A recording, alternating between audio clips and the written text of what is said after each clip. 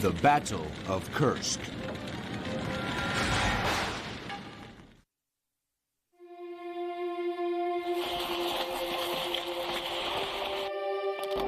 (1943).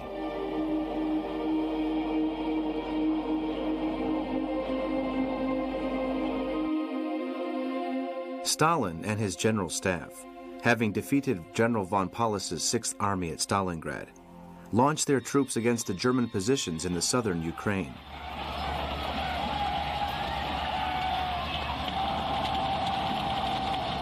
The intention is to isolate them in the Caucasus in order to later destroy them with a large-scale envelopment.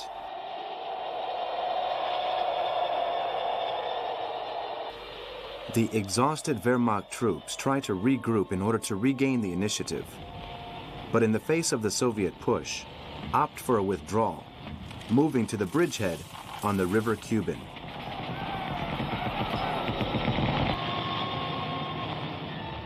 The Germans try to strengthen their positions in that area in order to stop the Soviet advance, which has been reinforced by landings in the Black Sea.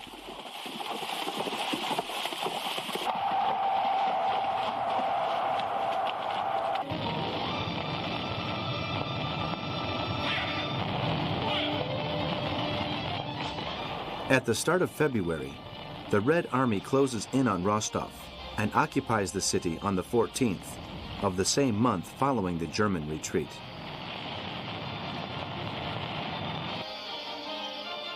Field Marshal von Manstein, commanding the Army Group Don, attempts to halt the Soviet march, but is unsuccessful.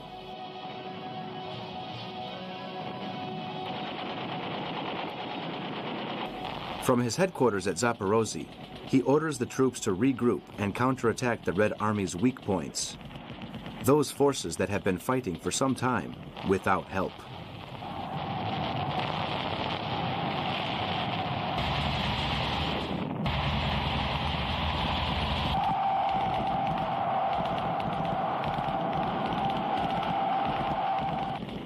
The brilliant military operation manages to stop the Soviet offensive, and on the 15th of March, the Soviet front at Voronezh is forced to retreat to the banks of the River Donets.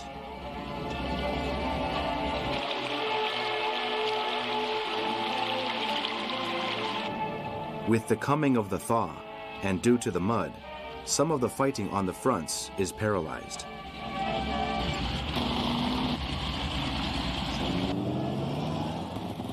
Von Manstein's victory helps to considerably improve German morale. However, the Red Army troops have penetrated the enemy vanguard, forming a salient more than 160 kilometers long and 200 wide, with the epicenter on the city of Kursk, between Orel in the north and Belgorod in the south, both in German hands.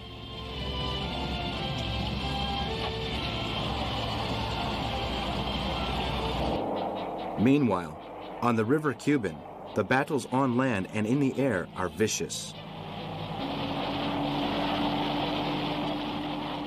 Luftwaffe planes and the VVS, the Soviet Air Force, clash in more than 1,500 fights per day, with great losses on both sides.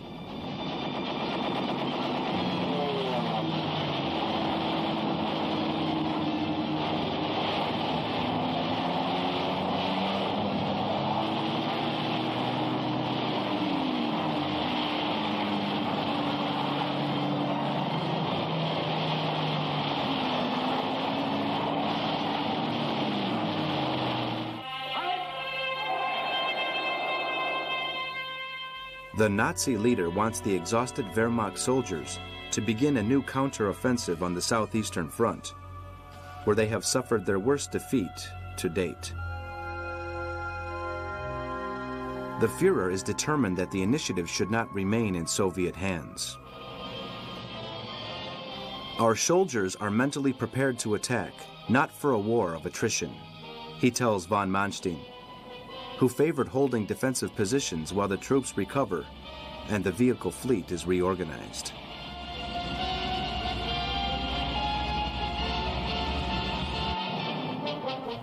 After 2 years of war, the armies of the Third Reich have not been able to defeat Stalin's military machine, and many Nazi high commanders think the only way of ending hostilities on the Eastern Front is to achieve an important victory over the Soviets that forces them to sue for peace.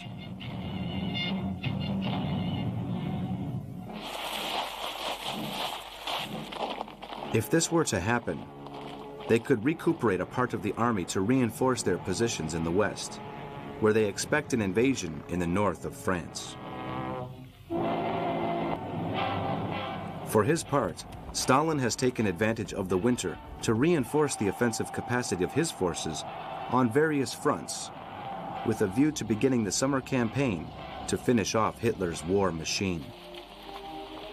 The views of both the High Command of the German Armed Forces, OKH, and that of the Army, OKW, coincide with those of the Stavka, the High Command of the Red Army, that the definitive battle in Eastern Europe will be fought in the salient that the Soviets have occupied to the north of Kharkov, which threatens the defensive positions of the Wehrmacht and its rear. The Führer, who can count on new weapons such as the Panther and powerful Tiger tanks, and new aircraft such as the revolutionary fighter Focke-Wulf 190A, is convinced that he has the necessary forces to deliver a heavy blow to the Soviets in that area.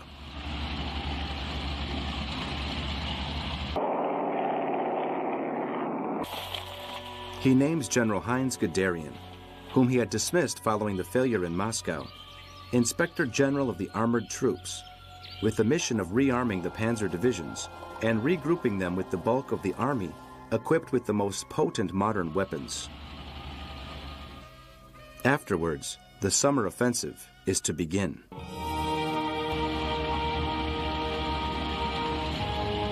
However, Guderian, considered one of the Reich's great strategists, supports von Manstein's arguments and advises the Führer that it would be better to fight a containing war during what remains of the year in order to better equip the troops and begin the great offensive in 1944 with greater guarantees of success. But the impatient Hitler needs a big victory in the east, which will enable him to demand support from Turkey, and with that increase the capacity of his forces in his obsessive struggle to annihilate the Soviets.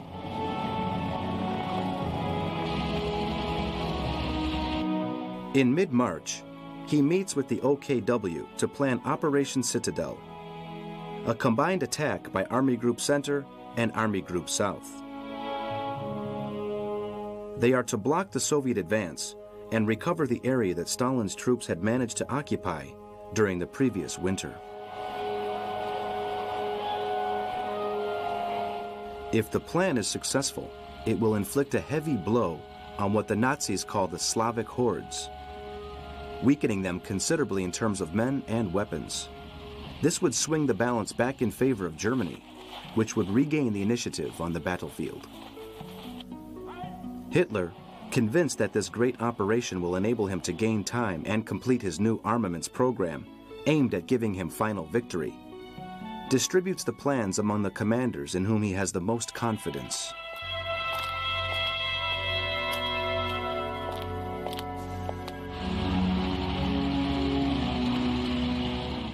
Field Marshal Erich von Manstein, a great tactician and author of the plan for the invasion of France, has at his disposal, among others, the 4th Panzer Army, posted in the area of Borisovka, and the Army Group Kempf, situated further to the east of Kharkov.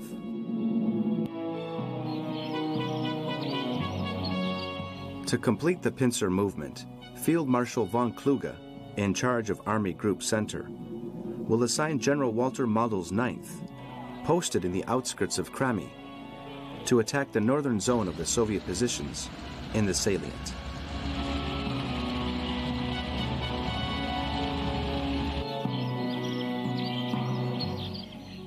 Model decides that General Hans Zahn, with the 46th Panzer Corps, will carry out operations on the right flank, and General Harp of the 41st on the left. In the center, General Joachim Lemelson's 47th Panther Division will advance on Kursk to smash the Soviet defenses and link up with von Manstein's army.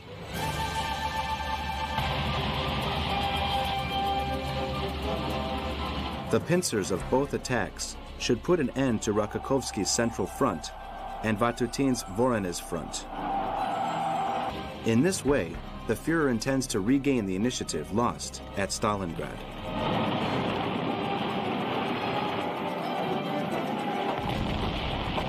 Although its number of men has been reduced after 4 years of war, the Third Reich can still count on 10 million soldiers in more than 200 divisions.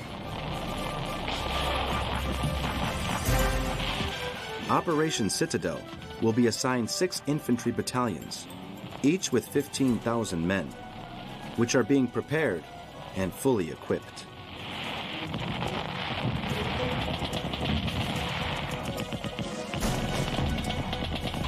Hitler and his commanders have great confidence in the capacity of the Panzerdivisionen, and among these, especially the 3 Waffen-SS Grenadiers, and the elite units called Gross Deutschland.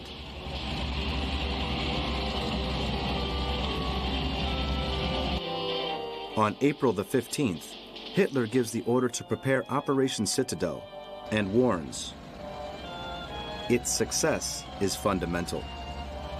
The quick victory in Kursk will light up the world.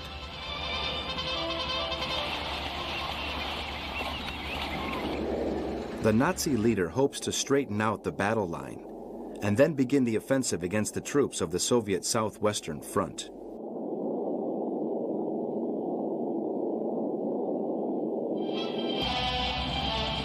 "70 divisions, 28 of them armored and mechanized, together with more than 2,000 planes, will take part in the great battle that will give back to the Germans their fighting spirit on Russian soil."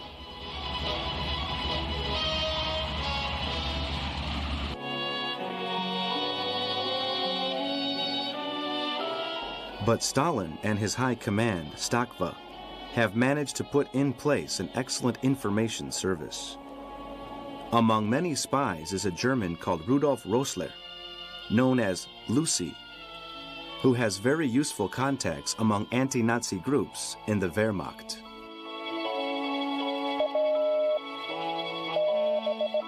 Rossler, who has managed to discover the Germans' planes, passes the information to Marshal Georgy Zhukov, who sends the communist dictator a memorandum outlining the German movements and regrouping.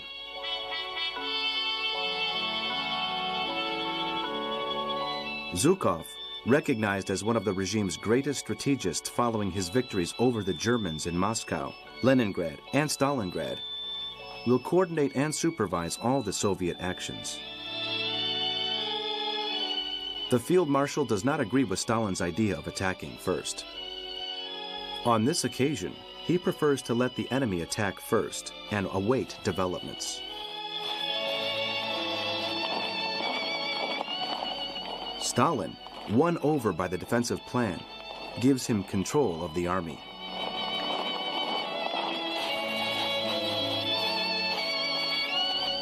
Zhukov discusses his tactics of waiting for the German attack to run out of steam before going over to the offensive with Generals Konstantin Rokossovsky, commander-in-chief of the Central Front, Ivan Konev, commander of the Steppe Military District and the Red Army Reserve, and Nikolai Vatutin, in charge of the Voronezh Front, who also participated in the Battle of Stalingrad.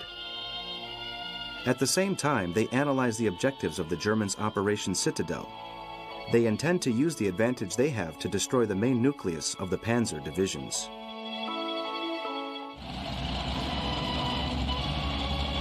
Rokokovsky, Vatutin, Konev, and Malinovsky, in charge of the Southern Front, coordinate their efforts to transfer thousands of soldiers to the Kursk salient to reinforce the many rings that make up the Soviet defensive system.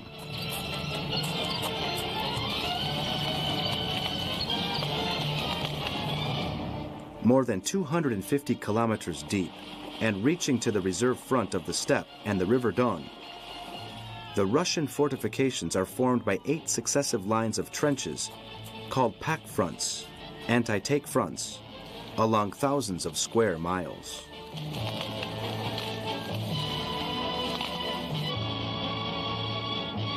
Situated in continual circles, supporting each other, each pack front is equipped with anti-tank guns, machine guns, mortars, and Katyushka rocket launchers.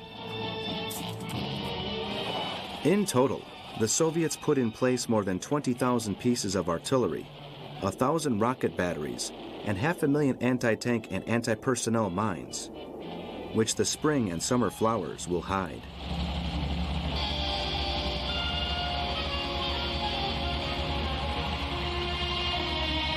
The Soviet commanders know that this battle could change the course of the war, and for this reason they have also doubled anti-aircraft defenses and increased the number of their planes concentrated in the Kursk Bulge.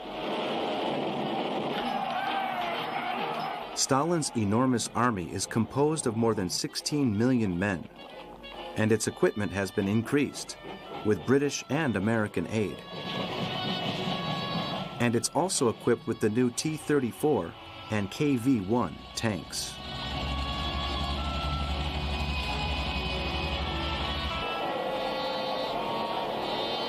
Its components and leadership are vastly superior to the outdated army that Hitler faced in 1941.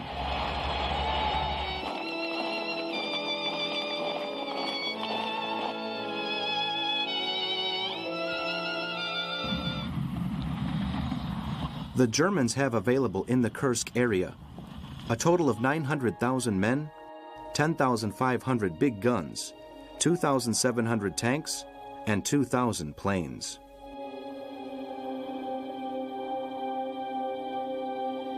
The Soviets have concentrated 1,300,000 men, 20,000 artillery pieces, 3,000 tanks, and 2,400 planes. The leaders of both sides are convinced that they will gain the victory. Hitler, who has delayed the offensive twice to wait for new arms such as the Panzer V, known as the Panther, and Panzer VI Tiger, and the Elephant gun, is confident that the confrontation will end with a rapid and decisive victory. For his part, Georgy Zhukov has told Stalin that he will destroy the most emblematic German panzer divisions and launch a counteroffensive that will force the enemy back to the river Dnieper.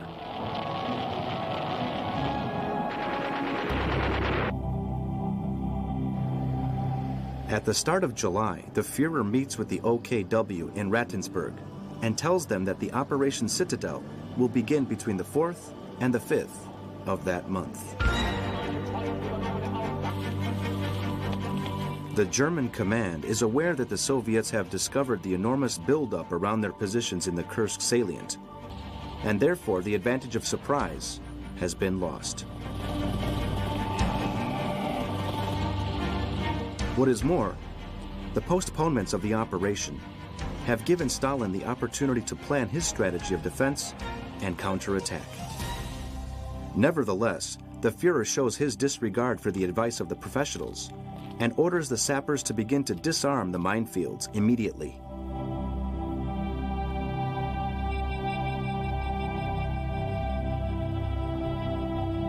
On the night of the 3rd of June, 2,700 explosives are disarmed by specialists, opening up corridors for the soldiers and vehicles. Pulling back, one of the sappers is picked up by a Soviet patrol on the Central Front and confesses that the hour the offensive is set to begin is 3 o'clock in the morning of the 5th. Rokossovsky and Vatutin place their fronts on maximum alert.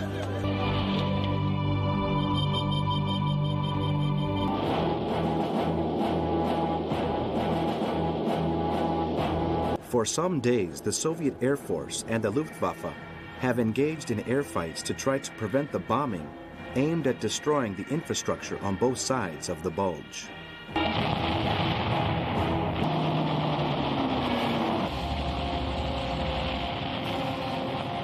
On the 4th, in the north, the 4th Panzer Army advances on the Soviet positions around Savidovka, while in the south, in torrential rain, specialized corps take on the first Red Army defensive posts.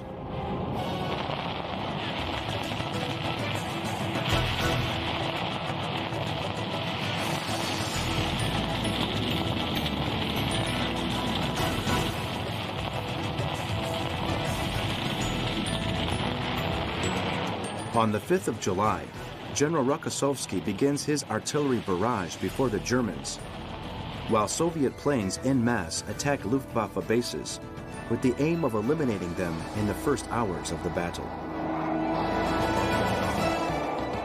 Alerted by new radar equipment, German fighters take off and engage the Soviet planes in one of the biggest air battles of the war.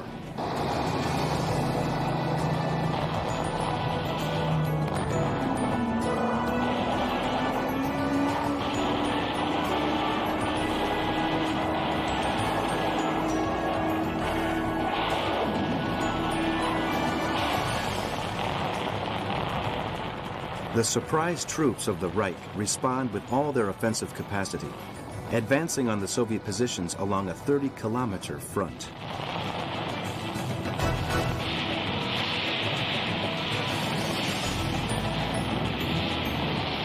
The shock between the two forces results in a devastating struggle. The Wehrmacht units find themselves facing an intense barrage from the whole range of Red Army weaponry.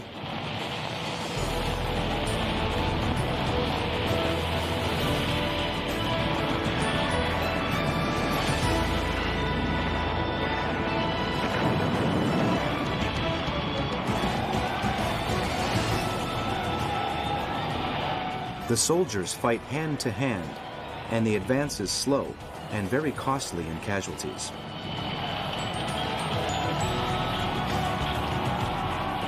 With great difficulties, the German sappers open paths through the minefields, and the armored divisions head for Bobrich and Nilitz.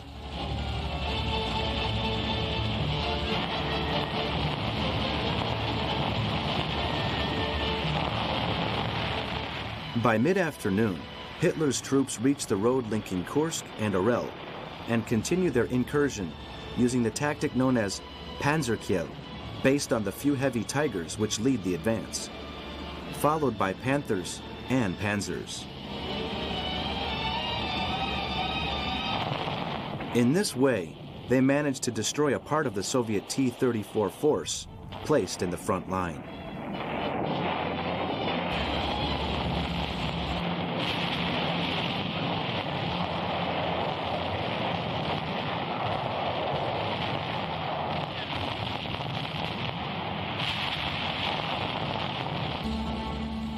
By the end of the day, the Germans have penetrated the Soviet lines and established a barrier from the outskirts of Nilitz to Pony Ri.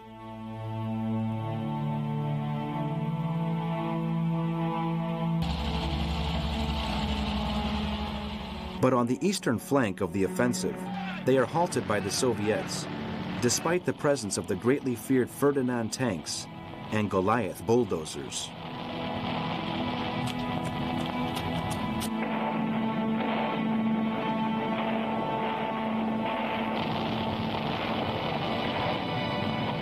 The Germans begin to realize the strength of Zhukov's defensive system, which continues to receive reinforcements.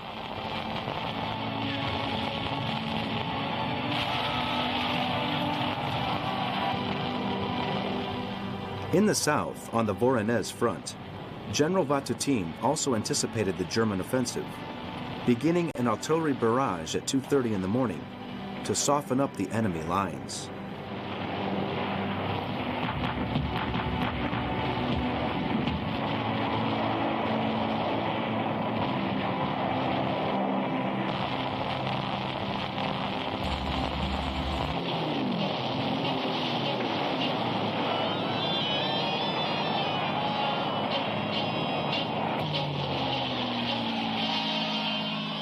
Meanwhile, more than 500 planes engage in mortal combat in Soviet airspace, in which the Red Air Force suffers the most losses.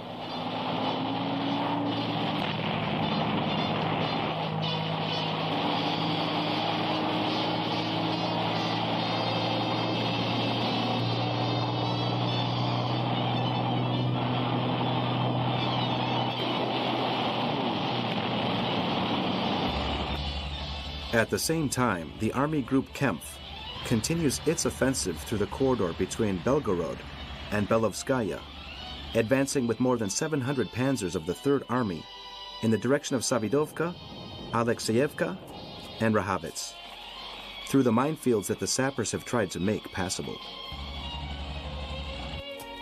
The 4th Armored Division head for Yakovlevo, and the SS Corps begin their attack in the direction of Pokrova and Sitrevo.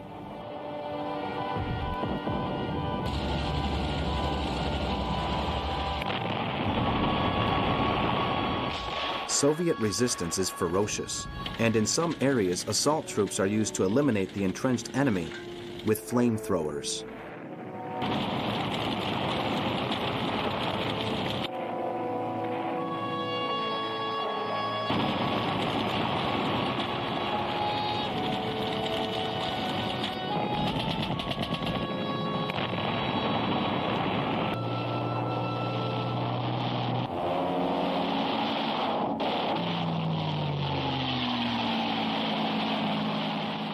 In Butova and its outskirts, Luftwaffe planes carry out heavy bombing, but torrential rain forces them back to their bases, and some of the new Panthers of the Decker Brigade get stuck in the minefields.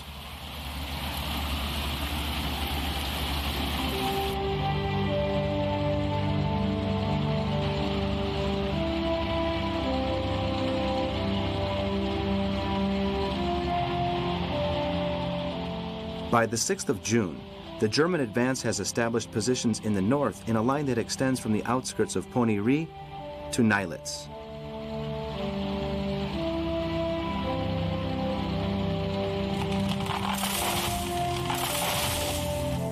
General Rokossovsky, on the Soviet Central Front, is able to significantly increase the number of reinforcements in expectation of a new enemy attack.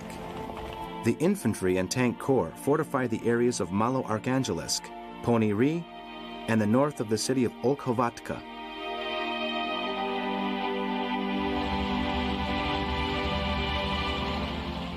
In the south, the breakthrough has taken a horseshoe shape, and the limits of the battle stretch from the city of Belovskaya, crossing the river Donets, to the vicinity of Petrovka and Sitrevo. Zhukov follows events with continual reports from the Soviet intelligence service. He knows that the Germans, following the first attack, are regrouping on the two fronts, and he decides to size up the situation of the Wehrmacht troops in the north, ordering a heavy bombardment and a counterattack with 100 tanks.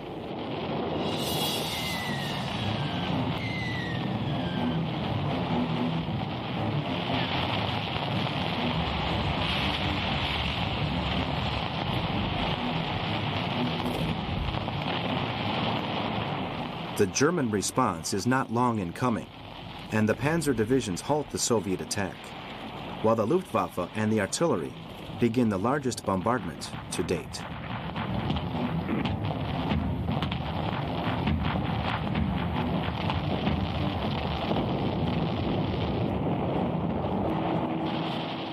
In the south, General Vatutin receives the news that the SS and 48th Panzer Corps are massing to begin the attack against the Red Army positions.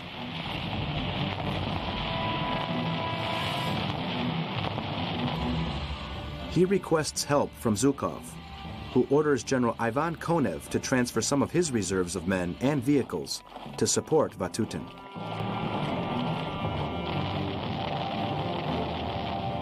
In the early hours of the morning, the Germans launched their expected offensive with the armored forces and support from the Luftwaffe.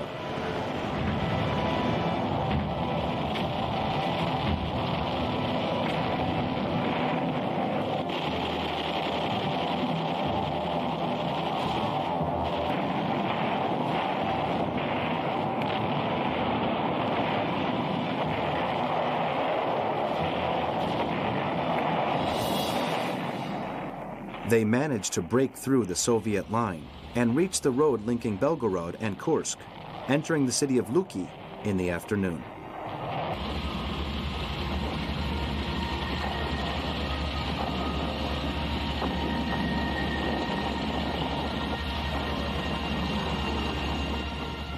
By nightfall, the SS panzers reached the Soviet second defensive line. On the right flank, Army Group Kempf is forced to halt its march to avoid getting ahead of schedule.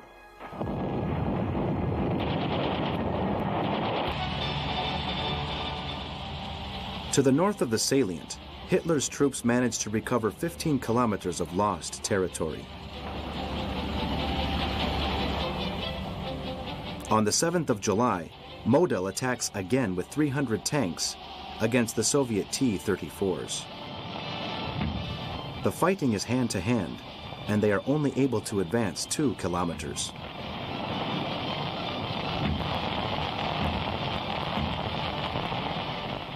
On the 8th, he tries again with greater forces, but his efforts are to no avail. The Soviet planes, artillery, armored vehicles, and soldiers present an unsurmountable barrier which inflicts serious losses on the forces of the Third Reich.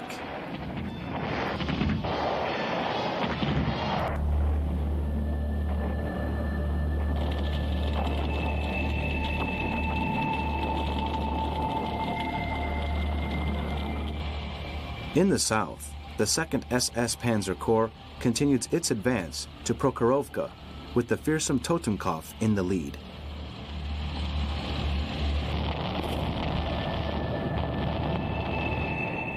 While its eastern flank destroys any Red Army resistance, the western, due to the push by the Soviet 7th Army, halts after crossing the River Donets.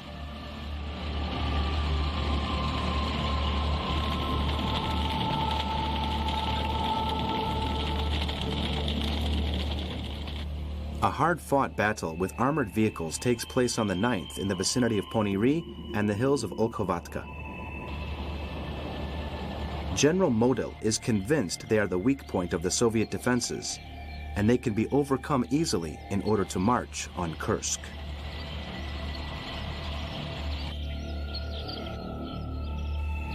The German tanks advance in wedge formation, with the fearsome Tigers with their 88mm guns in the front attacking as a shield, and on both sides, the panzer groups.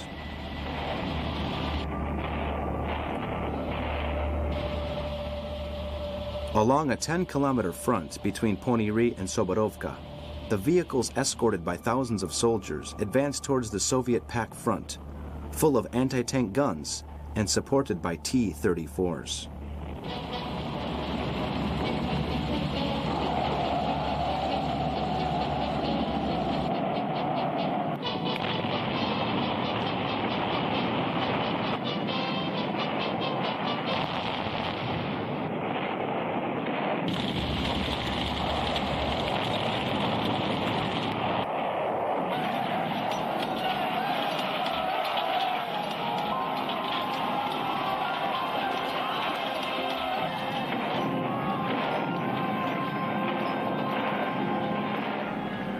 The deafening shock when the two sides meet becomes a hellish scene of fire and death, which forces the Germans to apply the brakes to their advance due to significant losses of Tigers.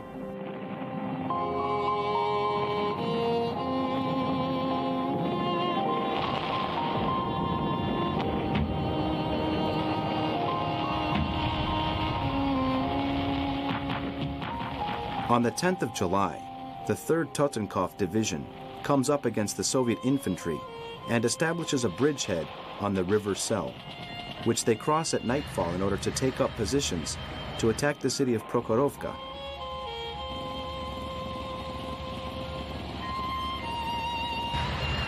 Meanwhile, the Army Group Kempf has resumed its march parallel to the River Donets in the direction of Rehavitz. All the Wehrmacht forces are deployed in the different lines of battle. Stavka knows that if the city of Prokhorovka falls into German hands in the south, the whole front could be blocked, and therefore sends reinforcements to the 5th Army to hold off the enemy.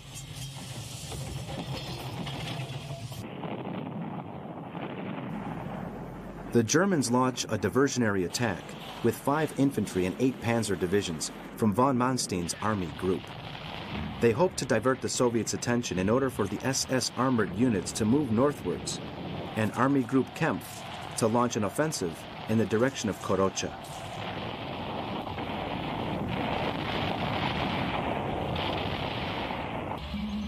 On the 11th, they managed to overcome the first defensive belt, but in the second, the Soviets stopped their advance.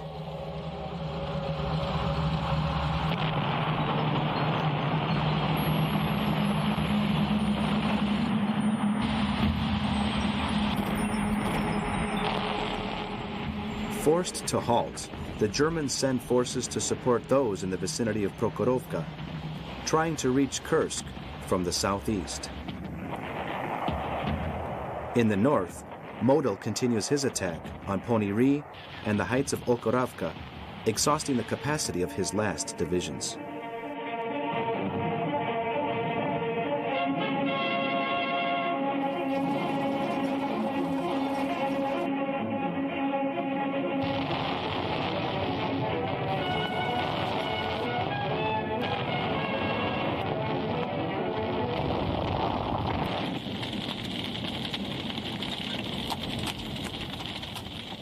Zhukov and Stavka are convinced that Germans have already carried out all the tactical moves they can, and their room for maneuver does not allow them to obtain more reinforcements.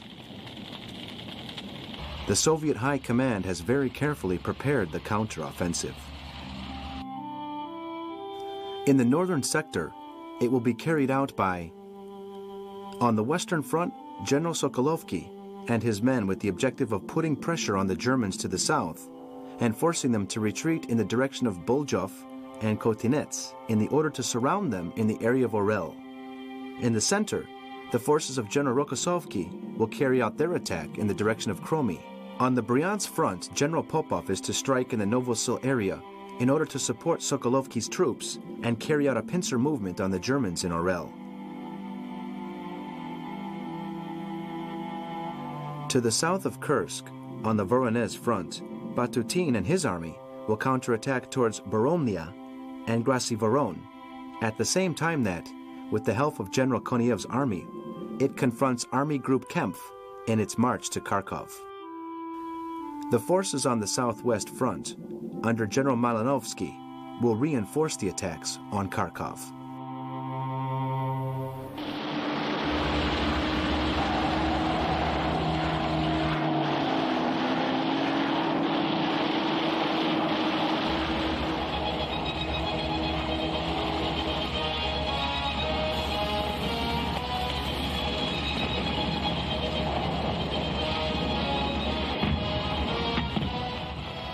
The best Waffen-SS armored units attempt to penetrate deeper into Soviet-held territory, to the southeast through the vicinity of Prokhorovka.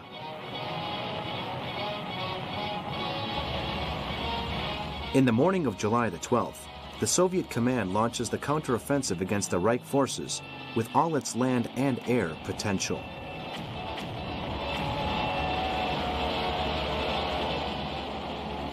In the fields of Prokhorovka, the largest tank battle in history takes place.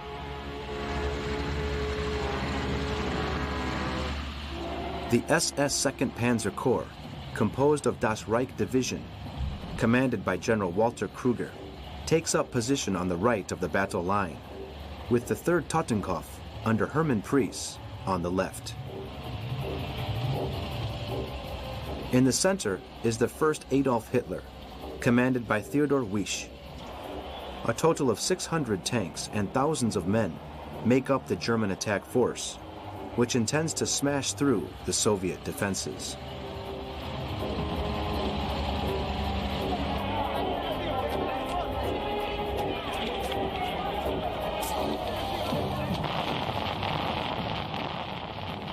In the early hours of the morning, the Red Army artillery opens fire on the Germans, accompanied by Katyushka rockets.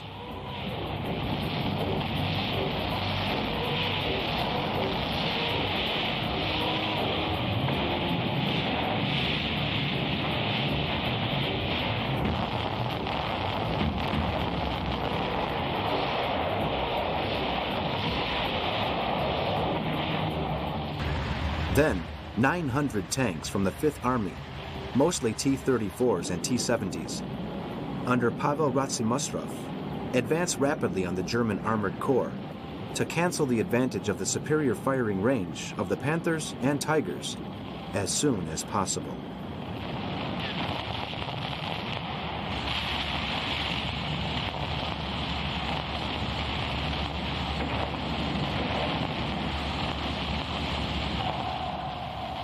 At 9 o'clock, a life and death struggle begins between 1,500 tanks.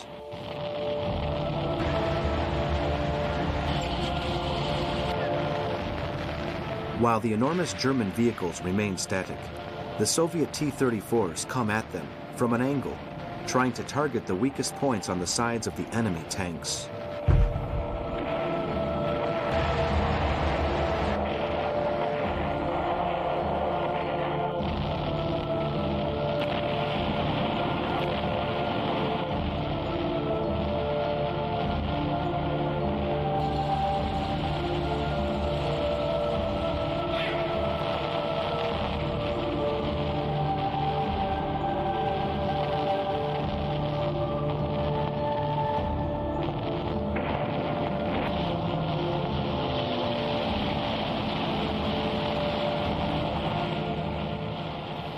At midday, the battle is still going on.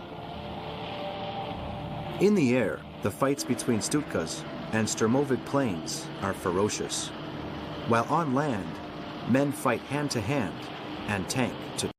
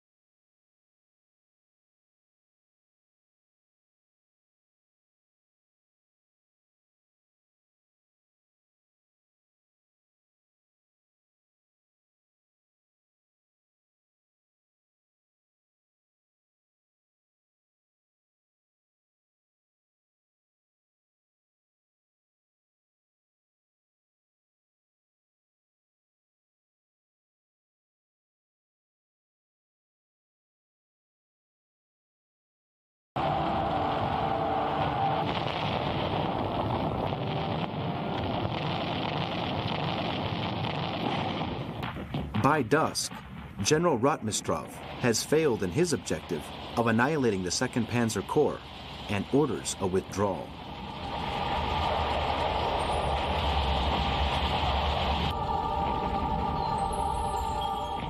The fighting in the Battle of Prokhorovka continues until the 16th of July, but neither side is able to gain victory, and the battlefield becomes an immense cemetery of men and machines.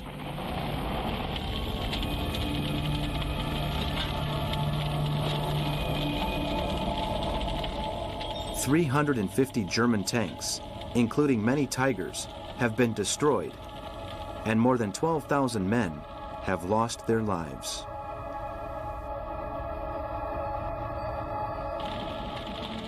Manstein, Haupt, and Hauser are forced to detain the attack in the direction of Kursk through Prokhorovka. The Allied landings in Sicilia and the Soviet offensive on all fronts forced the Germans onto the defensive.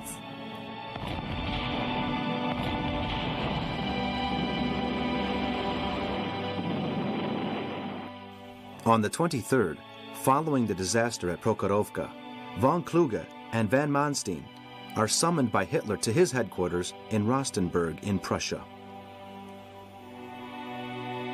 The face of the Führer reflects his anxiety about the failure of Operation Citadel and the situation in Italy.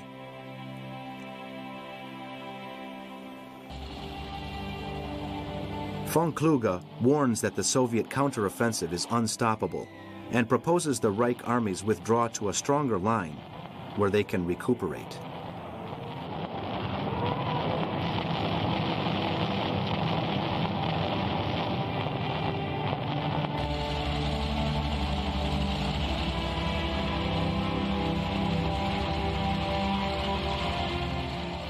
Von Manstein favors continuing Operation Citadel, convinced that one final push will achieve victory. But following the Soviets' Operation Kutuzov and the loss of Orel, he changes his mind.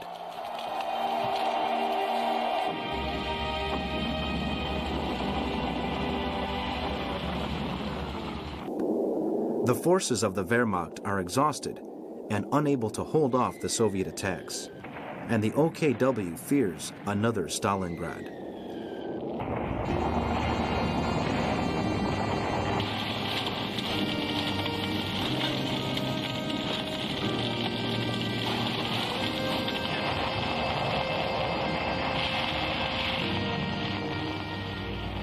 On the 29th, Stalin's troops occupy Boljov and march on Belgorod and Kharkov in an attempt to destroy the 4th Panzer Division and Army Group Kempf.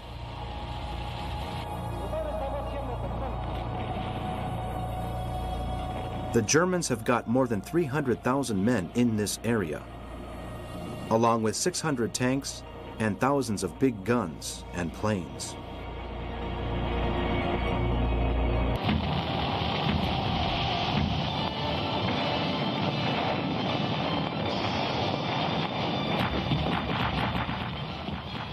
On the 3rd of August, the Soviet divisions.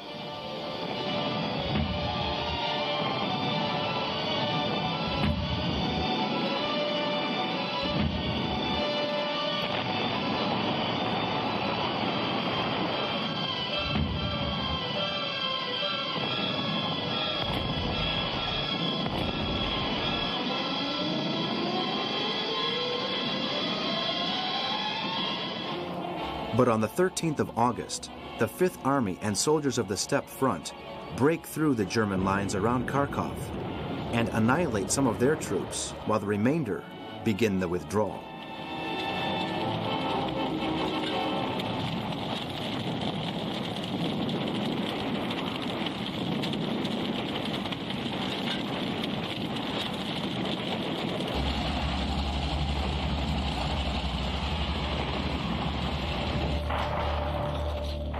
On the 23rd of August, the Soviets occupy the city.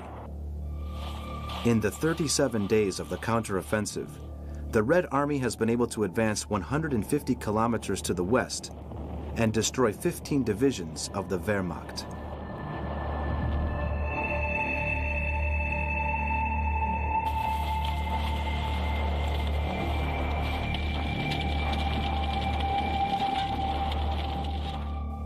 Hitler dismisses General Paul Hauser of the SS Panzer Corps. His invincible forces are faced by an impossible situation, thanks to the attacks by Stalin's army.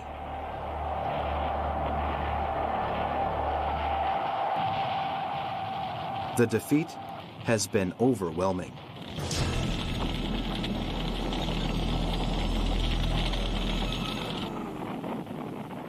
The Soviets have achieved a notable and decisive victory, but have lost 800,000 men, more than 1,400 tanks, and 1,000 planes.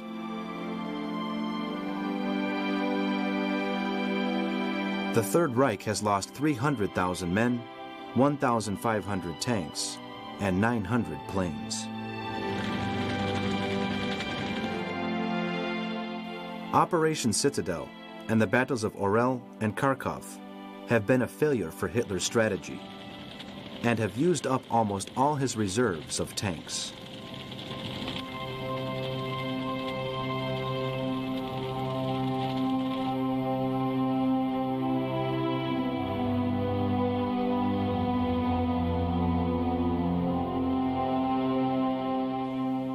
Kursk has been another lethal injection for the Nazi regime and a stimulus for the Soviets to step up their march on Berlin.